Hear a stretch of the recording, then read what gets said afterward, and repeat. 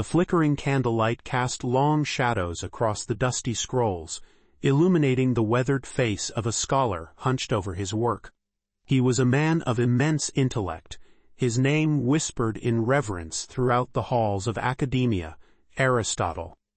Aristotle, born in a small town in ancient Greece, was a man who devoured knowledge like a hungry beast. He was a student of the great Plato, but his mind, sharp as a honed blade, soon carved its own path. He craved understanding, not just of the abstract world of ideas, but of the tangible world around him, the rustling leaves, the chirping birds, the intricate dance of life itself. He delved into every discipline, his curiosity insatiable. Logic, metaphysics, ethics, politics, aesthetics, rhetoric, all fell under his scrutiny. He dissected the human mind, pondered the nature of reality, and explored the intricate mechanisms of the universe. His love for knowledge wasn't confined to the realm of the mind. He was a meticulous observer of the natural world, meticulously documenting the lives of plants and animals. He saw the interconnectedness of all things, from the smallest insect to the grandest stars, and strived to understand the intricate tapestry of life. But Aristotle wasn't just a passive observer. He was a thinker, a philosopher, a man who sought to understand the why behind the what. He questioned, debated, and challenged the very foundation of human thought. His ideas were a catalyst for generations of thinkers, sparking debates and shaping the course of Western philosophy. His influence was immense, his legacy enduring. Even today, centuries after his death, scholars still grapple with his complex ideas, seeking to unlock the secrets of his genius. Psychological aspects. Intense curiosity and thirst for knowledge. Aristotle's insatiable desire to understand everything around him suggests a highly inquisitive and intellectually driven personality. Sharp intellect and critical thinking.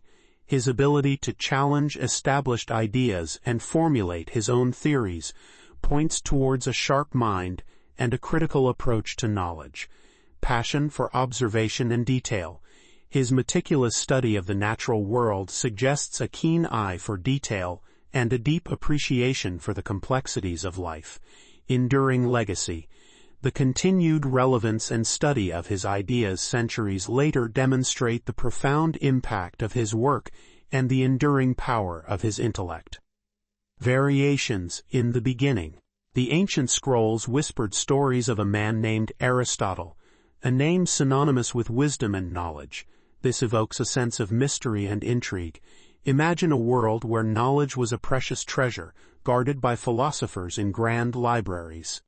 In this world, Aristotle stood out, not just as a scholar, but as a beacon of enlightenment. This sets the scene and highlights Aristotle's importance. A flickering flame illuminated the worn pages of a book, its words carrying the echoes of a brilliant mind long gone. This was the legacy of Aristotle. This creates a sense of timelessness and connects the reader to the past. 1. Aristotle's life. The air hung heavy with the scent of olive trees and the distant rumble of the Aegean Sea. A young man, barely out of his teens, stood at the crossroads of his life. His name was Aristotle, and he was a son of Stagira, a small, unassuming town nestled in the Macedonian countryside. His heart beat with a thirst for knowledge, an insatiable curiosity that had led him to the bustling heart of Athens, to the very doorstep of Plato's academy.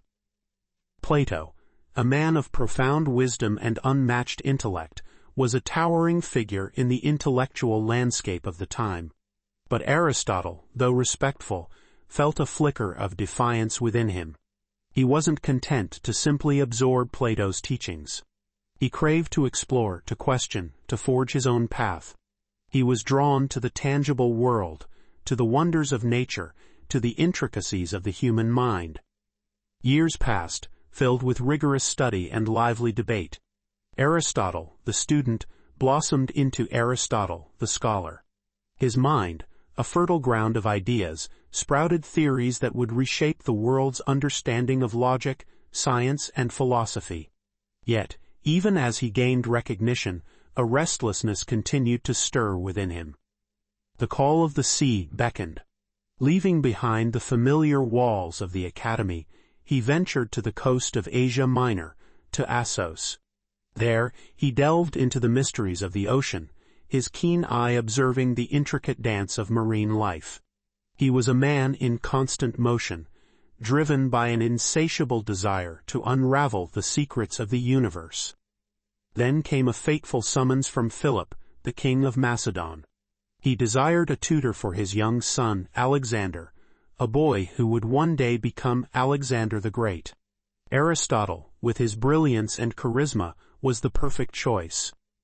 The years spent with Alexander were a whirlwind of intellectual sparring and shared ambition. Aristotle, the mentor, saw the young prince's potential, nurtured his thirst for knowledge, and perhaps unwittingly fueled his thirst for conquest. The exact nature of their relationship, however, remains shrouded in the mists of time. After Alexander's ascension, Aristotle returned to Athens, the city that had once been his home, the cradle of his intellectual journey. But he was no longer the young student eager to learn. He was a seasoned scholar, a master of his craft, and he was ready to share his knowledge with the world. He established the Lyceum, a school that became a beacon of learning for the next generations. His students, the Peripatetics, were drawn to his vibrant, dynamic approach to knowledge.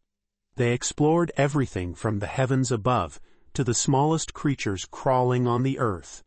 His insatiable curiosity was contagious, inspiring a generation of thinkers. In the midst of his success, tragedy struck. Pythias, his wife and the mother of his daughter, was taken from him. He found solace in the arms of Herpyllis, a woman who stood by his side, a confidant and a companion. Their bond, though shrouded in mystery, offered him comfort during his later years. But the shadow of his connection to Alexander continued to loom. The anti-Macedonian sentiment in Athens, always simmering beneath the surface, boiled over.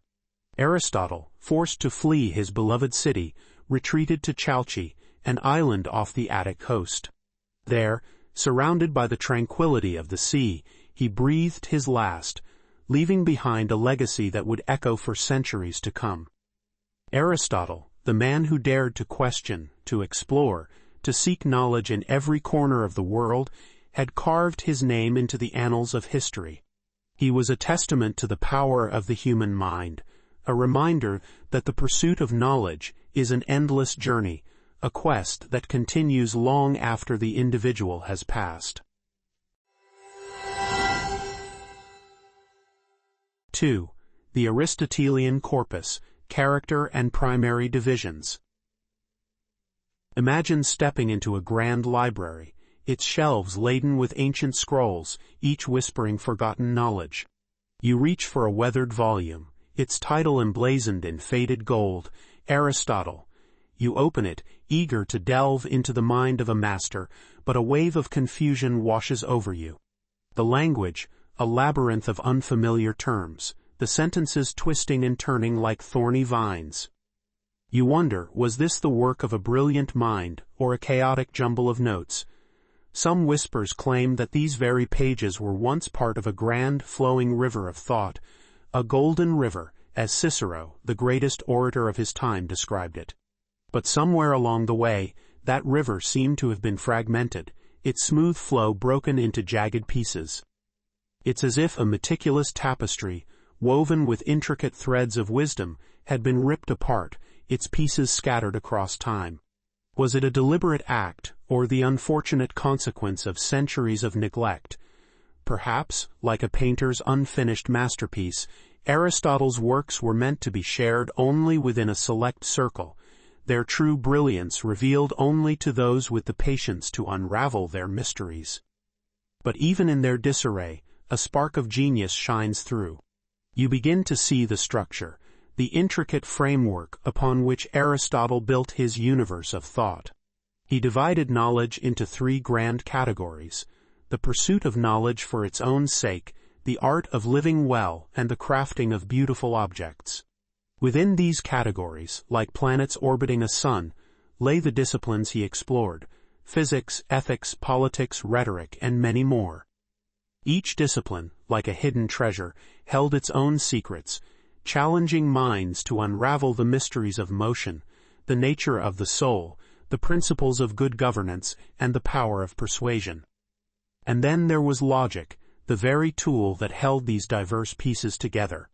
It was not a discipline in itself, but rather the foundation upon which all knowledge rested, a system of reasoning that allowed us to navigate the complexities of thought and truth. It's like a puzzle, you realize, one where each piece, though seemingly incomplete, contributes to the grand picture. You may not grasp the full scope of Aristotle's vision, but with each piece you assemble, you feel a sense of wonder, a glimpse into the mind of a giant whose legacy still resonates through the ages. 3. Phenomena and the Endoxic Method. The air crackled with anticipation. A hush fell over the ancient Greek agora as Aristotle, the esteemed philosopher, stepped onto the podium. His piercing gaze swept across the assembled crowd, their faces a mixture of curiosity and reverence. "Let us begin our journey into the heart of knowledge," he proclaimed, his voice resonating with the wisdom of ages. "But before we embark, we must understand the very foundations upon which our quest rests." Aristotle, unlike his contemporary Descartes, didn't doubt the world around him. He believed our senses, our minds, were trustworthy guides. They were, after all, the tools nature had gifted us to navigate the universe. "We are not born into a world shrouded in mystery," he asserted, "but into one that reveals itself to us through the lens of our perception." His approach was like that of a naturalist, meticulously observing the world, piecing together its intricate tapestry. He called this method phenomena, focusing on how things appeared to be. "The world speaks to us," he declared, "and we must listen with open minds, accepting its whispers as a starting point for our exploration." But the world, like a mischievous child, often offered puzzles, riddles that challenged our understanding.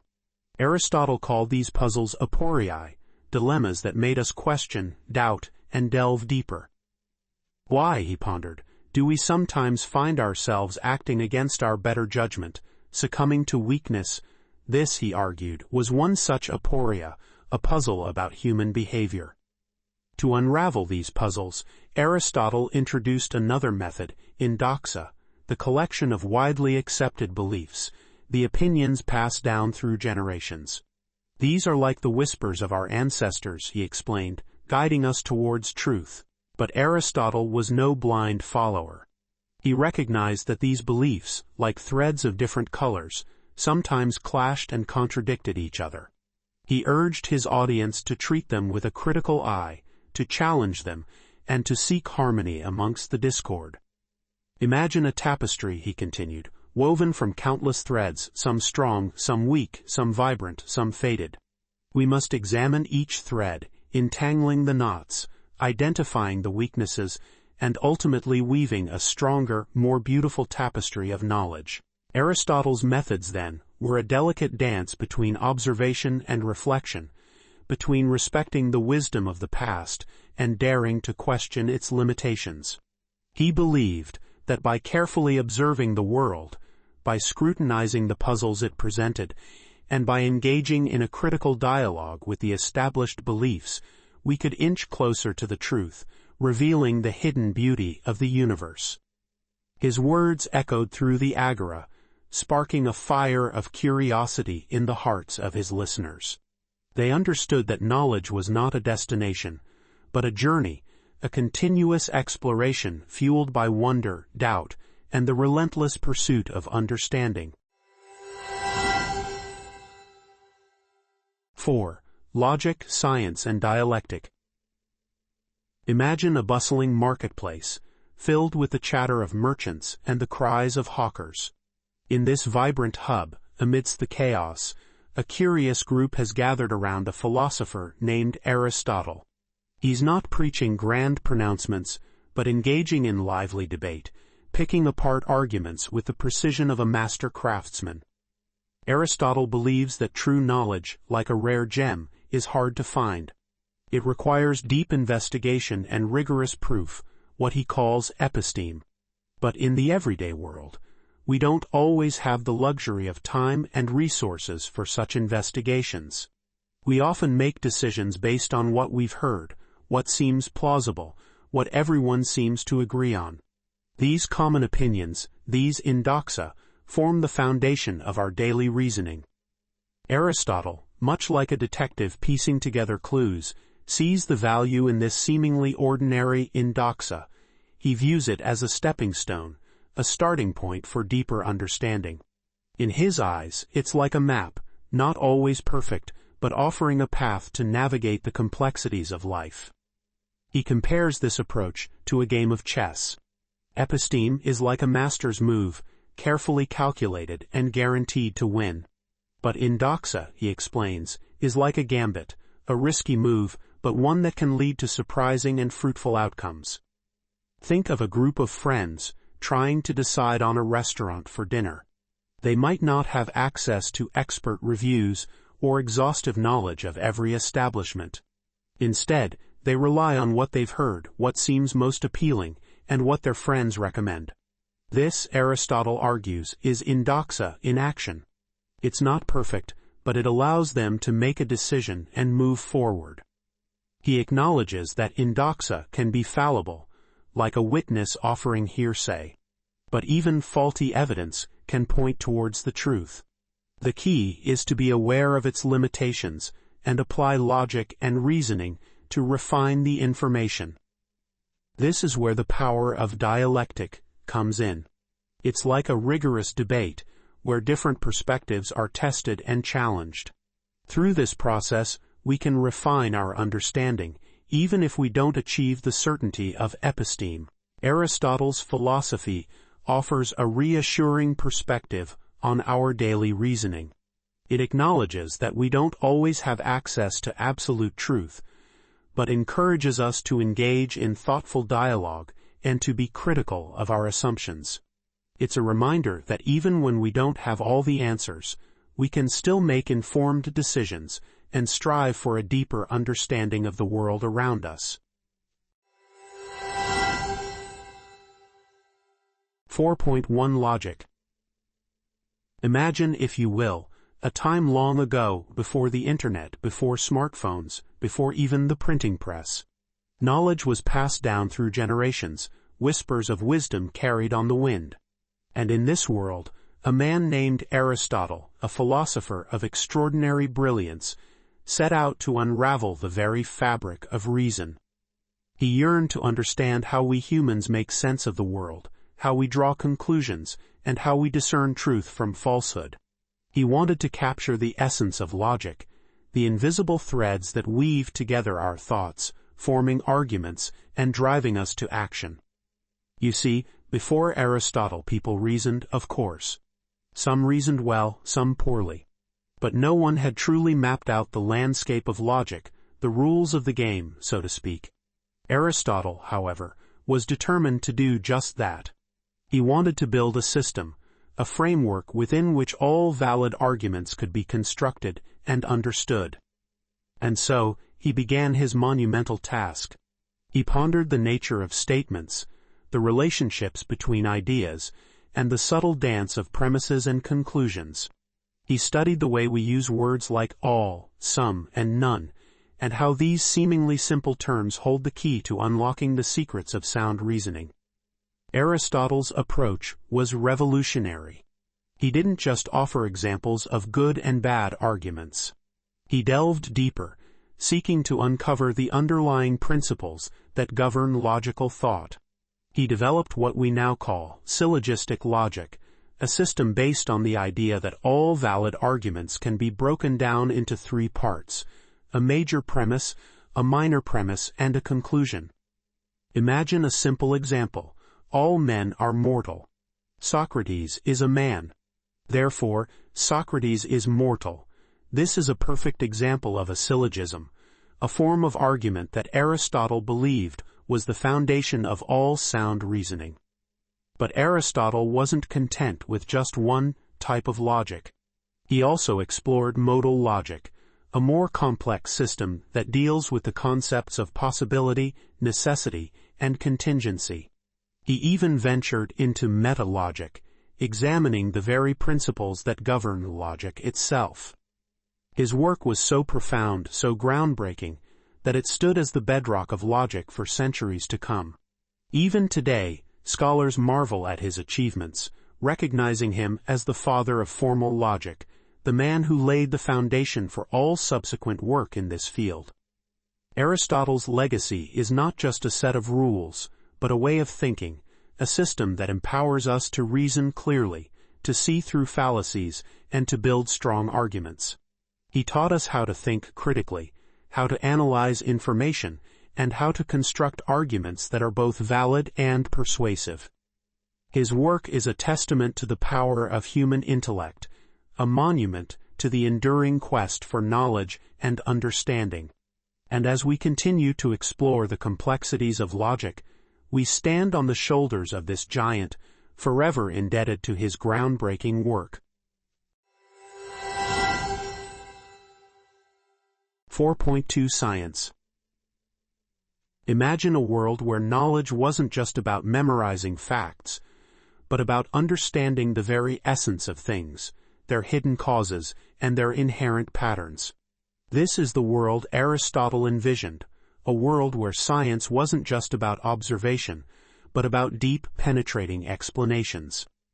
Aristotle, the great philosopher, wasn't content with simply listing facts. He wanted to understand why things were the way they were. He saw logic as a powerful tool, a sharp scalpel to dissect the world's mysteries, but he knew it wasn't enough. Logic alone couldn't unveil the true nature of things. He believed that true knowledge, what he called episteme, required more than just deductive reasoning. It needed premises that were better known by nature, premises that revealed the inherent truths of the universe, the hidden forces driving the world. Think of a tree losing its leaves in autumn. You might say, the wind is blowing them off, but that's just a superficial explanation. Aristotle would argue that a deeper understanding lies in the hidden workings of the tree itself. It's the lack of sunlight that inhibits chlorophyll production, essential for photosynthesis, causing the tree to go dormant and shed its leaves.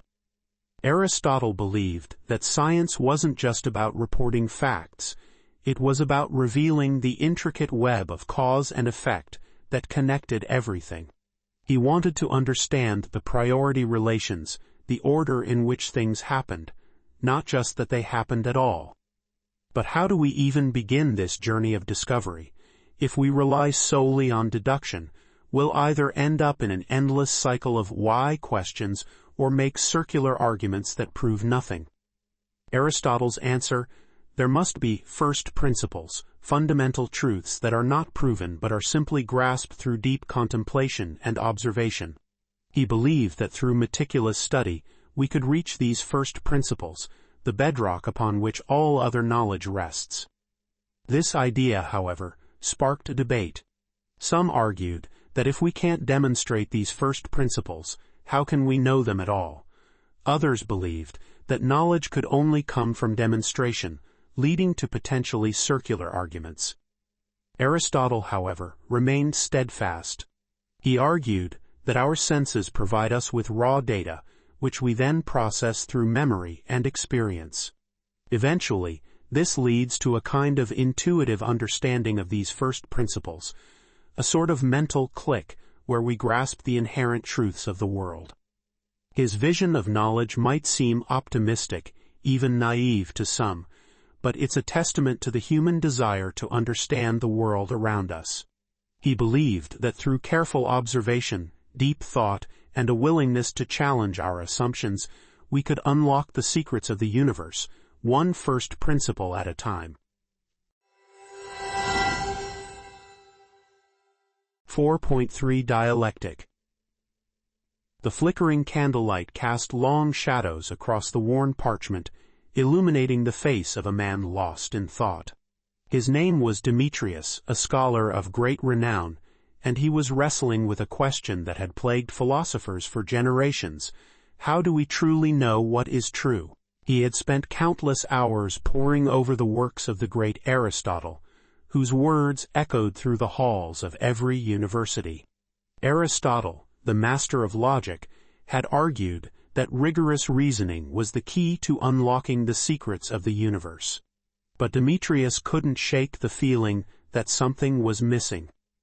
Aristotle speaks of indoxa, widely held beliefs, as if they were mere stepping stones, Demetrius muttered to himself.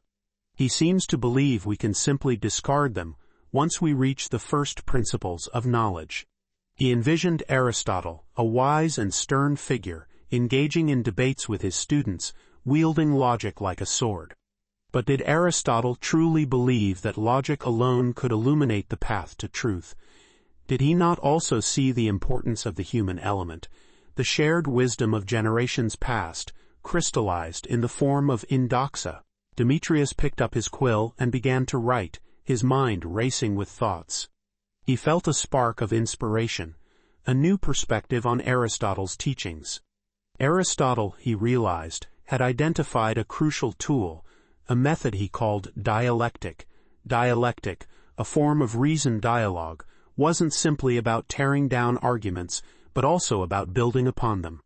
It was a process of refinement, of sifting through indoxa, questioning their validity, and ultimately arriving at a deeper understanding. Demetrius's eyes widened. Could it be that Aristotle saw indoxa not as mere stepping stones, but as a foundation upon which true knowledge could be built?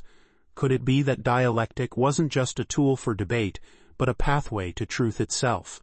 Demetrius leaned back in his chair, a smile slowly spreading across his face.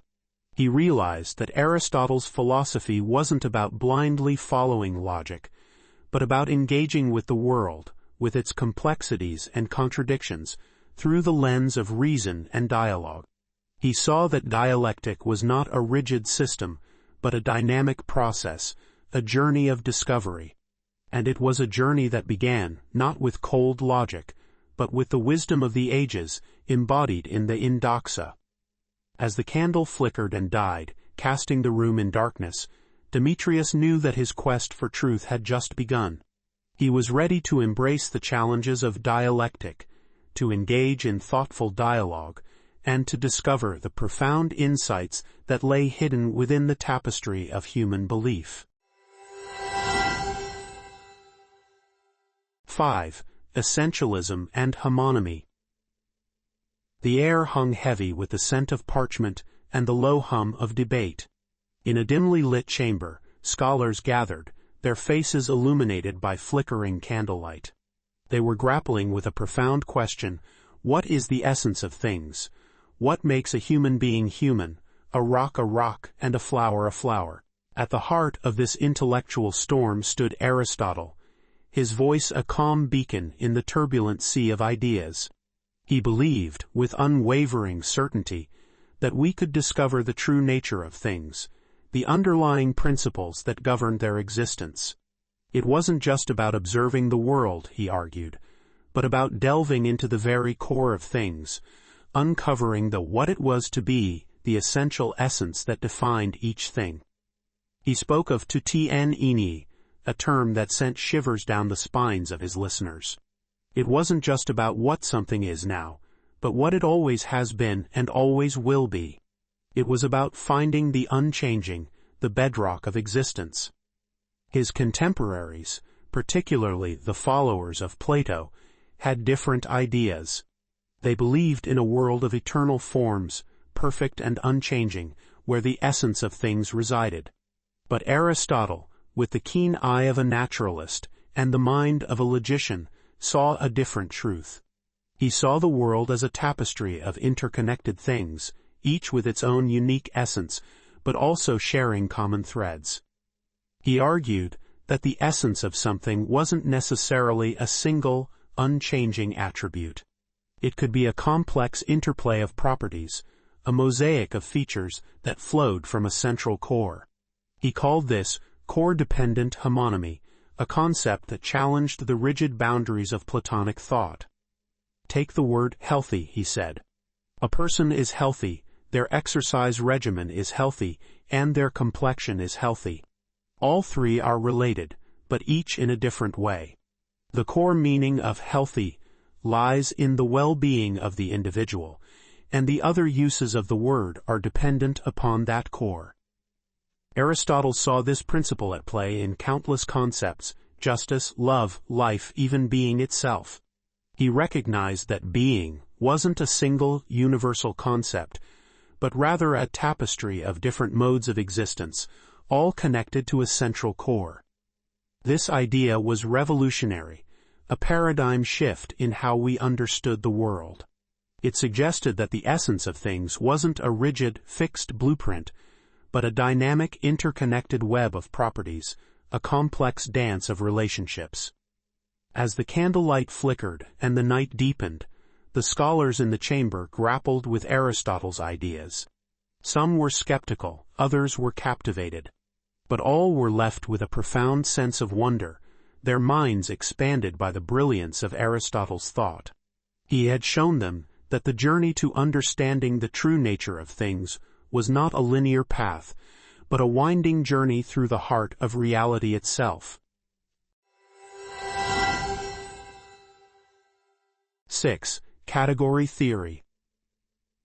Imagine a world where everything is meticulously sorted into neat little boxes. This isn't just about organizing your sock drawer. This is the very foundation of reality, according to the ancient Greek philosopher Aristotle. Aristotle, a man who spent his life dissecting the world around him, believed that everything could be categorized into 10 fundamental boxes, which he called categories. These categories were like the building blocks of existence, the basic ingredients that make up everything we can think about. He started with the simplest category, substance. This box held all the things that exist independently, like you and me, or a horse or a tree.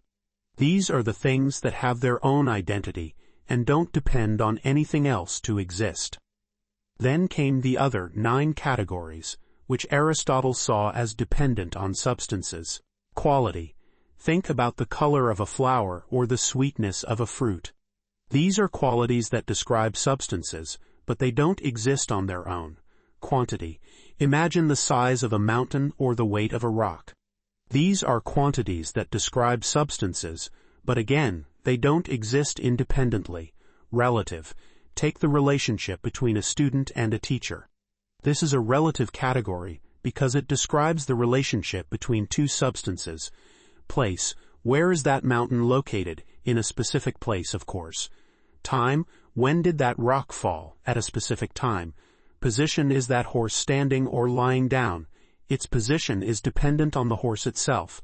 Having. Does that tree have leaves? This is a relationship between the tree and its leaves. Acting upon. What is that person doing? They are acting upon something like cutting wood or writing a poem. Being affected. What happens to the wood when it's cut?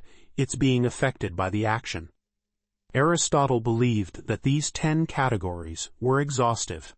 There was no other way to categorize the world. He also believed they were irreducible. You couldn't combine them or reduce them to something simpler. Now you might be thinking, that's all well and good, Aristotle, but what about things like feelings, ideas, or consciousness? Where do they fit in? This is where things get interesting. Aristotle didn't really address these more abstract concepts. He was primarily concerned with the physical world, the world of substances and their qualities. Later philosophers, like the famous Immanuel Kant, criticized Aristotle for not providing a solid foundation for his categories. Kant argued that Aristotle just picked these categories out of thin air without any real justification. But even if Aristotle's categories aren't perfect, they provide a fascinating framework for thinking about the world. They encourage us to ask questions about the nature of existence and to explore the relationships between different things. So, the next time you find yourself sorting your sock drawer, remember Aristotle and his 10 categories. He might have been an ancient philosopher, but his ideas can still help us understand the world around us, even if it takes a bit of imagination to fit everything into its proper box. 7. The four-causal account of explanatory adequacy. Imagine yourself, dear listener, standing before a magnificent bronze statue. It's a towering figure, perhaps of a hero or a king, capturing the very essence of strength and power. Now, imagine a curious child, their eyes wide with wonder, gazing up at the statue. "What is it?" they might ask, their voice filled with innocent curiosity. And that, my friends, is the very question that sparked one of the most influential philosophical journeys in history. Aristotle, the great Greek philosopher, grappled with this same question, not just about statues, but about everything we encounter in the world. He didn't just want to know what things were, but why they were the way they were. This quest led him to propose a radical idea, a revolutionary framework for understanding the world, the four causes. Aristotle envisioned that to truly understand something, we need to ask 4 crucial questions about it. It's like peeling back the layers of an onion, each layer revealing a deeper understanding. The first question is, what is it made of? This is the material cause. For our bronze statue, the answer is simple, bronze. But for a living thing, it might be flesh and blood, or for a storm, it might be wind and rain. The second question is, what is its form or structure? This is the formal cause. Our statue's form is what makes it a statue, not just a lump of bronze. It's the shape, the details, the very essence that defines it. The third question is, what brought it into being? This is the efficient cause, the force that brought the statue into existence. In this case, it's the sculptor, the skilled hands that shaped the bronze into a work of art. Finally, the fourth question is, what is its purpose? This is the final cause. Why was the statue created? Perhaps to honor a great leader, or to inspire awe in those who see it. Every object, according to Aristotle, has a purpose, a reason for being. Aristotle believed that by answering these 4 questions, we would unlock the true meaning of things. It's a profound idea, suggesting that understanding something goes beyond simply observing its outward appearance. We must delve deeper into its essence, its purpose, and the forces that brought it into being. But Aristotle's theory wasn't simply about objects. He applied this framework to everything, from the movement of stars, to the growth of plants, to the actions of humans. He believed that our actions, too, have a purpose, a final cause, driving us towards a particular end. Now, some might say that Aristotle's focus on purpose is a bit outdated, a throwback to a time when the universe was seen as a grand, divinely orchestrated plan. But consider this, even today we often ask ourselves, what is the purpose of life? Perhaps Aristotle's 4 causes, despite their age, offer a valuable framework for exploring this eternal question. So, the next time you encounter something new or familiar, ask yourself these 4 questions. What is it made of? What is its form? What brought it into being? What is its purpose? You might be surprised at the insights you gain, the deeper understanding you achieve. And who knows, you might even find yourself echoing the words of the great philosopher Aristotle, as he sought to unravel the mysteries of the universe, one cause at a time. 8. Hylomorphism. Imagine a sculptor, hunched over a block of bronze, his brow furrowed in concentration. He sees not just the cold, inert metal, but the potential within it, a sleeping giant yearning to be awakened. This is the essence of Aristotle's hylomorphism, the idea that everything in the world is a blend of matter and form. Like the bronze and the statue it will become. Aristotle, a philosopher of ancient Greece, was fascinated by the nature of change. He observed that things constantly transformed. like a caterpillar morphing into a butterfly, or a seed sprouting into a tree. How could something so different emerge from something so seemingly simple? The answer, he argued, lay in the hidden potential within every object.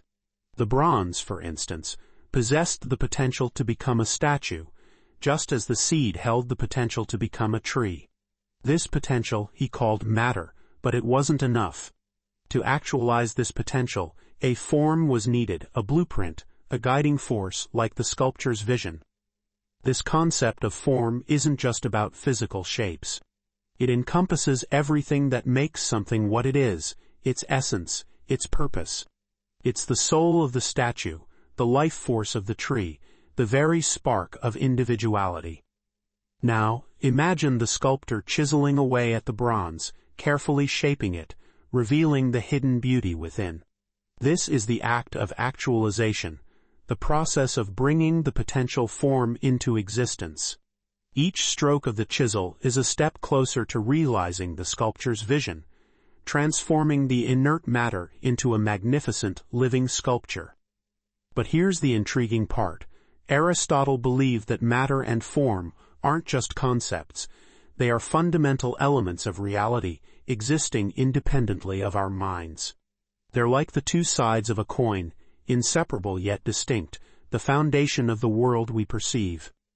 This belief, however, raises a crucial question. If matter and form are real, why can't we see them directly? It's like looking at the bronze, seeing its potential, but not being able to see the form itself. It's like observing the seed, sensing its potential to bloom, but not being able to perceive the flower within. This is where the psychology of perception comes into play. Aristotle believed that our minds are capable of grasping the potential, the form, even if our senses can't directly apprehend it. It's like a musician hearing a melody in their mind, even before they start playing it. It's like a chef tasting a dish in their imagination, before they even start cooking it. Our minds, Aristotle argued, have a special ability to see beyond the immediate, to grasp the essence, the form that lies hidden within the matter. This is the secret of our understanding, the key to our ability to perceive the world not just as it is, but as it could be, as it is meant to be. So, the next time you look at an object, a tree, a building, a person, try to see beyond the surface, to perceive the hidden potential, the form that gives it life, the essence that makes it what it is. You'll be looking at the world through the eyes of Aristotle, seeing the world as a tapestry woven from matter and form, a world brimming with potential waiting to be realized. 9. Aristotelian teleology. The air hung thick with the scent of old parchment and the quiet hum of contemplation. In a dimly lit chamber, a scholar sat hunched over a worn copy of Aristotle's Physics. His brow furrowed as he wrestled with a particularly thorny passage, the concept of final cause, a controversial notion even in Aristotle's time. Aristotle, the scholar mused, had a knack for stirring up debate. He confidently declared that everything in the universe, from the falling of a rock to the growth of a plant, had a purpose, an inherent final cause guiding its existence. This idea, however, was a hard pill to swallow for many. Why would a rock fall? A voice from the shadows echoed. Is it driven by some innate desire to reach the earth? The scholar chuckled. That's a bit of a caricature, but I see your point. It's easy to dismiss Aristotle's teleology as anthropomorphism, projecting human desires onto the natural world. He traced his finger across the page, highlighting a key passage. Aristotle, however, insisted that this final cause was not a conscious choice, but an inherent drive within the very essence of things. It wasn't about a rock wanting to reach the earth, but about the nature of the rock itself, its very form, being inherently drawn towards the center of the universe. An interesting thought, the voice conceded. But isn't it a bit unscientific? Can we truly claim that a rock has a purpose, or is it simply following the laws of physics? The scholar leaned back in his chair, considering the point. Perhaps, he said. But Aristotle wasn't just a scientist. He was also a philosopher, seeking to understand the ultimate meaning behind the world around us. He believed that final cause provided a framework for understanding the order and purpose behind the universe, a way to see the world not just as a collection of random events, but as a unified system guided by an underlying design. So, you're saying that Aristotle's teleology is more about the meaning of existence than the mechanics of the world? Exactly, the scholar smiled. He saw the universe as a grand, purposeful symphony, each element playing its role, guided by its own intrinsic final cause. And while modern science may provide a different way of understanding the universe, Aristotle's ideas still resonate, offering a framework for contemplating the deeper meaning behind the existence of all things. The voice from the shadows remained silent for a moment, then spoke again. Intriguing. Perhaps Aristotle's final cause isn't so easily dismissed after all. The scholar nodded, his eyes twinkling with the thrill of intellectual discovery.